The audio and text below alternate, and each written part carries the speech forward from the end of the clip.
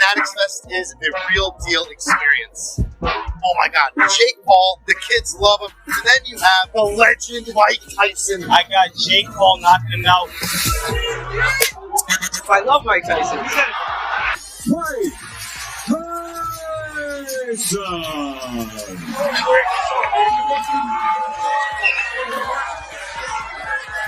Are you ready? What? And we've had an accidental headbutt. I heard Jake Paul seems pretty relaxed. Okay, because I'm like, you came running.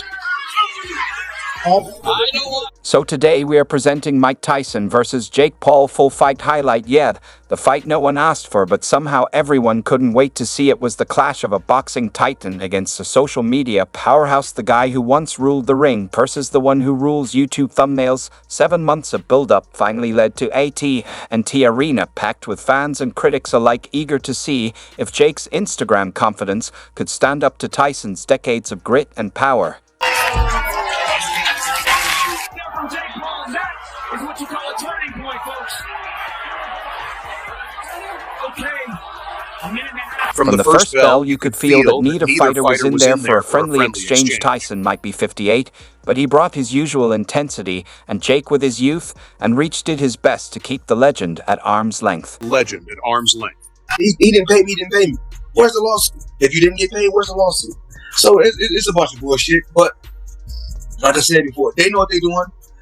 Both brothers, Logan as well as Jake, they know what they're doing. So by round 4, the tension was explosive, with every punch, jab, and near miss keeping the crowd on the edge, curious to know how it all played out. Hang tight, because this fight didn't go as anyone expected, and the ending left fans with more questions than answers. Stick around, I'm taking you through with each round of this wild showdown. If you thought Jake Paul was about to waltz into that ring and walk away with his signature cocky grin, reality had a surprise waiting, because Mike Tyson at 58 wasn't showing up for a casual sparring session. He came to do what he's done best for decades, and Jake was about to get a boxing education he didn't ask for. The iconic AT&T Arena in Arlington, Texas was buzzing with anticipation. And if you weren't there, you missed the fight lesson of a lifetime. This match ended just a few hours ago, and fans are still in shock. I used to train both of them. I started them out. Yeah, I hope they go with their first trainer.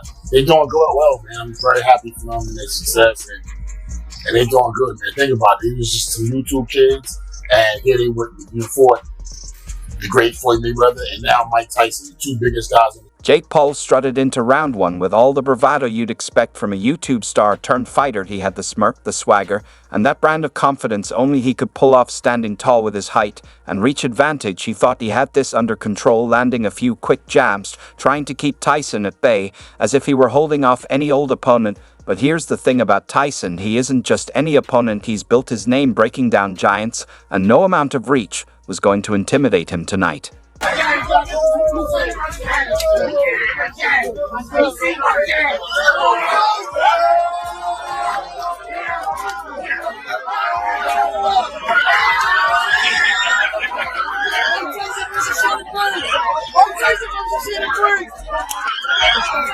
Make no mistake, Jake put in work to prepare for this fight, and it showed. He was quick and sharp, and trying to look like he had the upper hand, but preparing for Tyson is a different beast altogether. By the end of round 1, you could see the doubt creeping into Jake's eyes, as if he was thinking, is this guy really 58? Because he feels more like a truck coming at me, Mike. Mike is like a snake.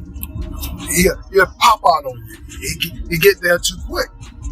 But if you charge him, you're going to smother everything. Because everything he push off his legs. He push off his legs so he too close. Like this, buddy. If you give him room, everybody get knocked out going backwards. Like this, and you're In round 2, Tyson dropped any pretense of holding back. His expression shifted to that classic Tyson look, pure intensity with nothing held back. This wasn't some young flashy influencer in front of him. This was a kid who thought he could go toe-to-toe with all leg. Tyson started moving forward, his movements calculated and fierce, closing the distance between them with the kind of force that makes every punch count. Jake had trying to jab to stay light on his feet, but Tyson was eating those hits like they were nothing, treating Jake's punches like minor inconveniences on his way to a win. His name out there. As long as he attaches his name to mine, he's going to keep my name out there. Remember what he said? He said, Mayweather ain't gonna, he didn't pay me, Where's the lawsuit? If you didn't get paid, where's the lawsuit? So it's a bunch of bullshit, but like I said before, they know what they're doing.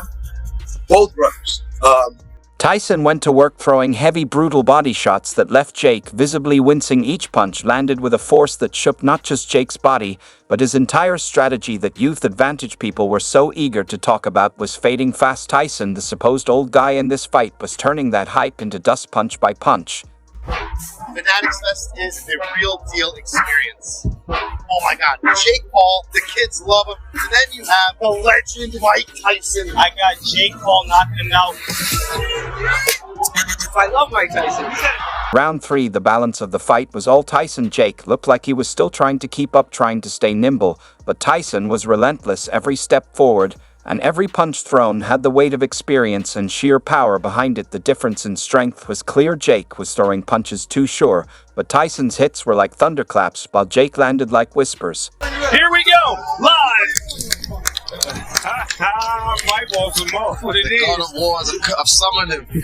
Tyson kept pressing forward, undeterred, unstoppable, as if he turned back the clock a few decades, and Jake, the look on his face said it all. Gone was the cocky confidence replaced with a hint of desperation. It was the look of someone realizing far too late that he might have bitten off way more than he could chew. He kept throwing punches, but Tyson's presence alone was enough to make those punches look insignificant. Round 4 will be remembered for one thing: Tyson's infamous uppercut. It's the kind of punch that has haunted fighters' nightmares for years, and Jake got a first-hand experience. Tyson wound up and unleashed that uppercut, and you could almost see Jake's legs buckle for that split second.